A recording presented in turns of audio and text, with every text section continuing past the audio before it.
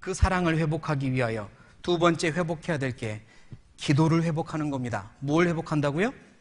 기도를 회복합니다. 기도는요, 의무가 아닙니다. 생각해 보세요. 사랑하는 사람과 대화하는 게 의무가 되면 그게 사랑하는 관계입니까? 위험한 관계입니까? 사랑하는 연인끼리 매일매일 전화통화를 하면 30분을 전화했어도 3분이 지나간 것처럼 금방 지나가는데 어느 순간부터 한 사람이 전화하는 게 의무적으로 느껴져요. 오늘은 전화하기 싫은데 또 해야 돼 이럽니다.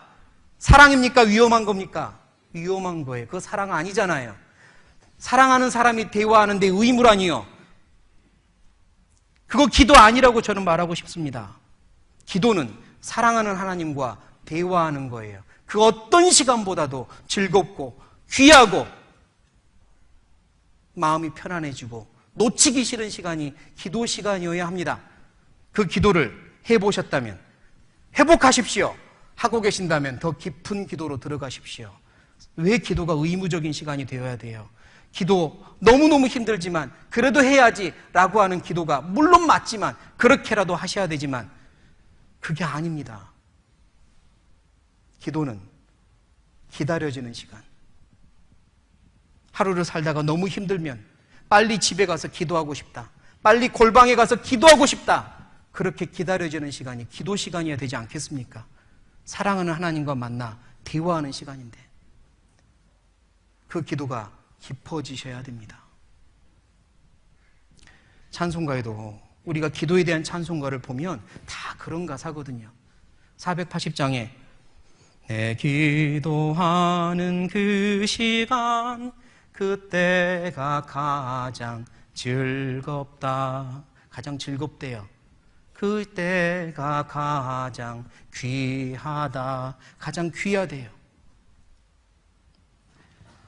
그리고 기도 시간에 복을 주시네, 고난 내 마음 속에 기쁨 충만하네.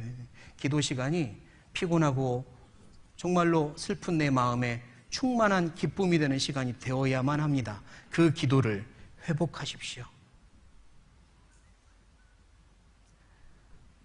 더 깊은 기도를 하면 더 하나님을 만날 수 있고 사랑할 수 있을 겁니다. 내가 주님을 사랑한다면, 예수님을 정말 사랑한다면 기도를 예수님처럼 한번 해보십시오. 제가 제안합니다. 예수님처럼 한번 해보십시오. 예수님의 마음으로 한번 해보십시오. 겟세마네에서 기도하고 계신 예수님을 만나러 한번 가보십시오. 제가 저녁마다 하는 기도입니다.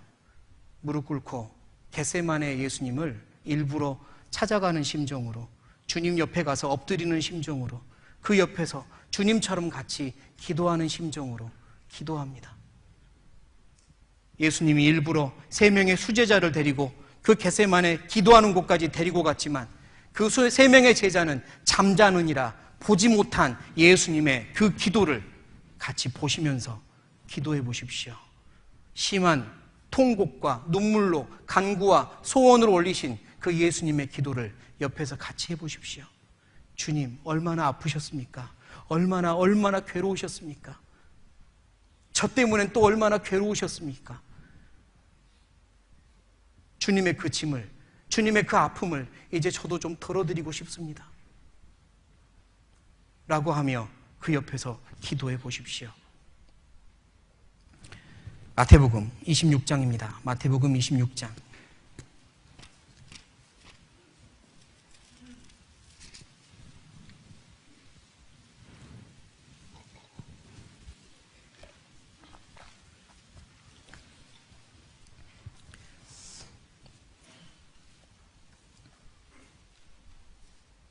마태복음 26장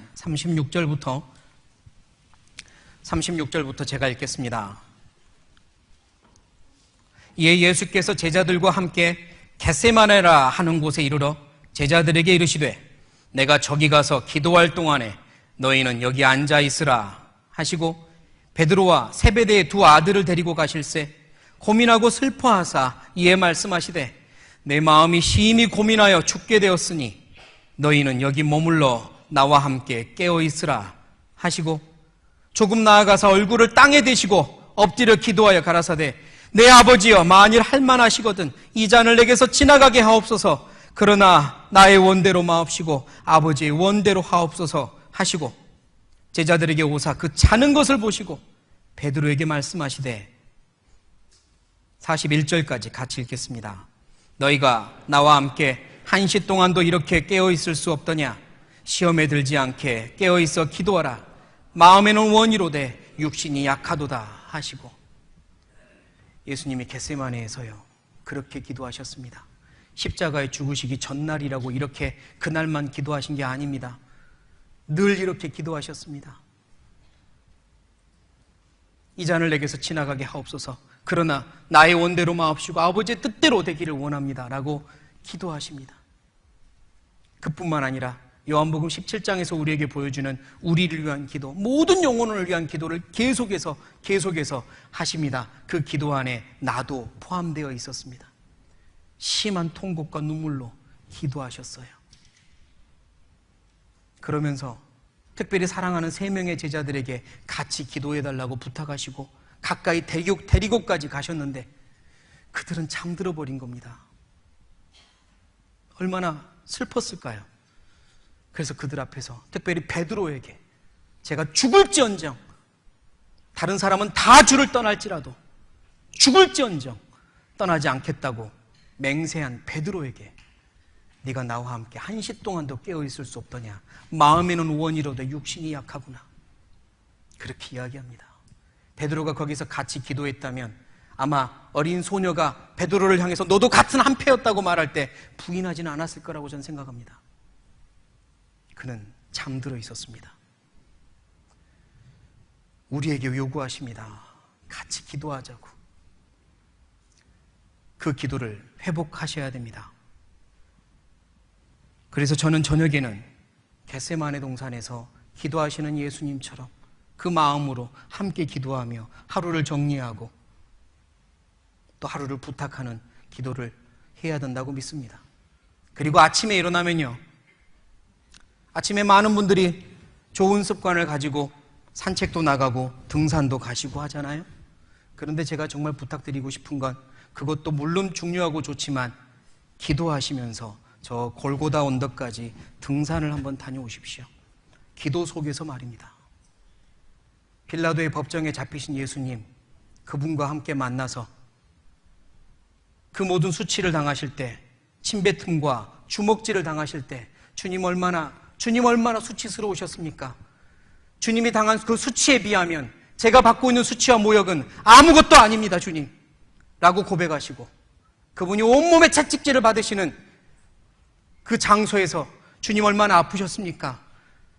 주님의 그 온몸이 깨어지는 그 고통이 저 때문이셨는데 제가 받는 고통은 아무것도 아닙니다, 주님 라고 고백하시고 그분이 십자가를 짊어지고 그곳에서 골고다까지 약 800m 한 1600보를 걸어가시는 그 걸음을 함께 따라가 보시면서 얼마나 무거우셨습니까, 주님? 나를 위해 그 찢긴 몸으로 이 십자가를 짊어지고 그 언덕을 향해 약 1600보를 걸어가실 때 얼마나 힘드셨습니까? 얼마나 내려놓고 싶으셨습니까? 저 때문에 그 십자가를 붙잡고 가신 주님, 제가 짊어진 십자가는 아무것도 아닙니다. 저도 역시 끝까지 짊어지겠습니다라고 기도하시고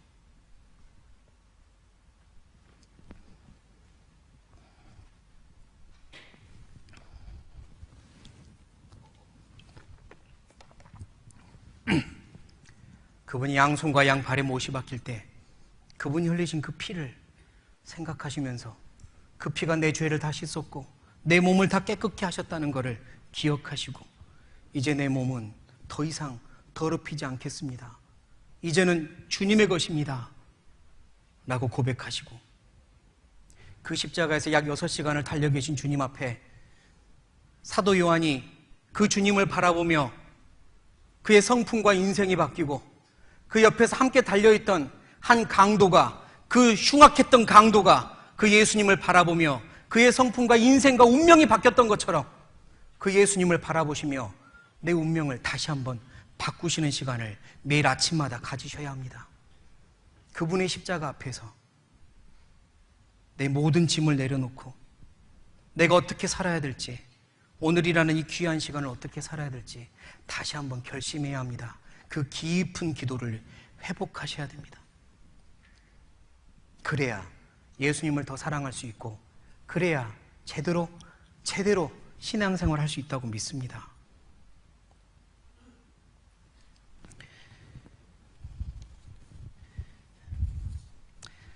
기도할 때는요, 마치 저 멀리 있는 한 빌딩 옥상에 있는 사람한테 여보시오, 내 말 들리시오 라고 외치는 것처럼 그렇게 기도하는 게 아닙니다. 들리면 좋고 안 들리면 말고 그렇게 기도하는 게 아니라 내 코앞에서 숨소리까지 들리게 내 코앞에 계신 주님한테 기도하는 겁니다. 크게 부르짖지 않아도, 마음으로만 이야기해도 다 들으시는 그분께 기도하는 거예요. 그러니까 대화할 수 있는 겁니다. 마치 휴대폰 걸었는데 상대방이 받지 않아 자동응답기로 넘어갈 때 자동응답기에다 대고 기도하는 것처럼 그렇게 기도하는 게 아닙니다. 내가 하고 싶은 말만 다 하고 마치겠습니다 하고 끊는 게 기도가 아닙니다. 기도는 상대방의 음성을 듣는 겁니다. 주님의 음성을 듣는 시간이 기도입니다. 내가 하고 싶은 말을 하는 시간이 기도라기보단 주님의 하고 싶은 말씀을 듣는 시간이 기도예요. 주님, 제가 어떻게 하면 좋겠습니까? 주님의 뜻은 무엇입니까? 가르쳐 주십시오 라고 요청하는 시간이 기도입니다. 어린 사무엘이 하나님이 부르실 때 주여 말씀하옵소서 내가 듣겠나이다 라고 무릎 꿇은 것처럼 그런 마음으로 하는 게 기도입니다. 그러니까 주님과 대화하며 주님의 음성을 듣는 그런 기도를 회복하십시오. 여러분의 그 기도가 회복될 때 하나님이 얼마나 기뻐하실지를 생각해 보십시오. 내 신앙이 얼마나 충만해질지, 내가 경험하지 못한 더 충만한 신앙의 어떤 세계로 들어갈 수도 있습니다. 그 능력을 경험할 수 있습니다. 그러니까 부탁드립니다. 한 빌딩 옥상에서 누가 뛰어내리려고 준비할 때 그 앞에서 그걸 그걸 발견한 사람이 제발 멈추라고, 제발 다시 생각하라고, 그게 최선이 아니라고 울부짖는 것처럼 그런 심정으로 울부짖고 싶습니다. 제발 기도를 회복하십시오. 다시 생각하십시오. 기도 없이 사는 신앙이 최선이 아닙니다. 기도를 하고 있더라도 더 깊은 기도를 할 수 있다면 지금의 기도가 최선이 아닙니다. 그게 최선의 신앙이 아닙니다. 기도를 회복하십시오. 주님을 위해서, 나의 신앙을 위해서, 앞으로 일어날 주님의 어떤 계획이 이루어지는 걸 보기 위해서 기도를 회복하십시오. 성령님께서 탄식하며 우리를 위해 기도하신다고 말씀하십니다. 세상이 악해져 가니까 이 악해져 가는 세상을 바라보며 성령님이 탄식하며 기도하십니다. 그러나 그뿐만이 아닙니다. 우리가 마땅히 빌 바를 알지 못하나 마땅히 빌 거를 빌지 않을 때 성령님께서 탄식하며 기도하십니다. 누군가 널 위해 기도하네. 물론 감사하지만 그렇다고 해서 내가 기도를 안 해야 되는 건 아닌 겁니다. 함께 기도해야죠. 나의 성령님께서 내 안에서 탄식하지 않으시게 함께 기도해야 하는 겁니다. 예수님과의 사랑을 회복하십시오. 기도를 회복하십시오. 어떤 문제든지 기도 먼저 하십시오. 내 자신이 지금 올바른 삶을 살고 있는지 내 행위를 조사해 보시고 모르겠거든 하나님, 제가 지금 올바로 살고 있습니까? 기도하고 여쭈어 보십시오.